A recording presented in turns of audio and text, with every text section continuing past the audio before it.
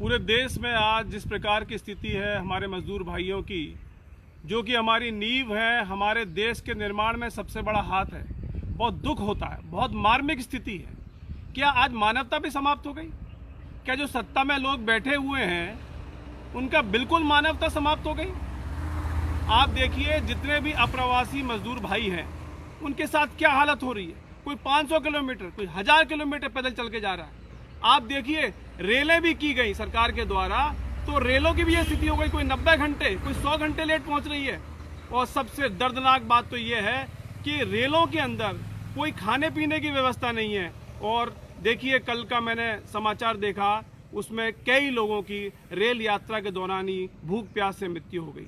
हम सीधे सीधे माननीय प्रधानमंत्री जी से निवेदन करते हैं कि ये जो मजदूर भाई हैं, जो हमारी देश की नींव हैं, जो हमारे बराबरी के लोग हैं इस प्रजातंत्र में, उनके लिए कम से कम न्याय योजना में जिस प्रकार का प्रावधान किया गया था कि 7,500 से 10,000 रुपये प्रति माह दिए जाएं, जिससे कि उनका जीवन यापन हो।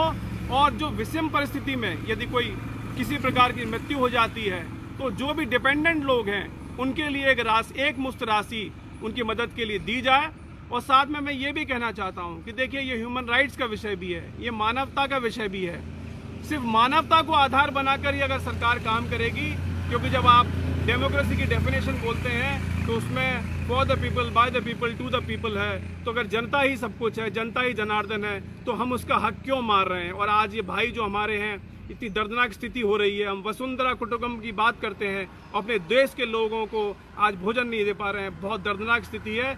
और मैं बिल्कुल स्पष्ट रूप से दोबारा से निवेदन करना चाहता हूं प्रधानमंत्री जी से, प्रधानमंत्री जी कृपया आप अपनी आंख खोलिए और इनसे सहानुभूतिपूर्वक व्यवहार कीजिए, जिससे कि हमारे मजदूर भाई हैं इनको मदद मिले। और आगे चल के कोरोना से बाहर जब आएंगे, यही लोग होंगे जो दोबारा नींव के पत्थर का काम करेंगे, जो भारतवर्ष को दोबारा से संबल करेंगे। और आप देखेंगे कि भारतवर्ष इन्हीं के कंधों पे आगे चल के अगर बनेगा तो इन्हीं के कंधों पे विश्व गुरु बनेगा।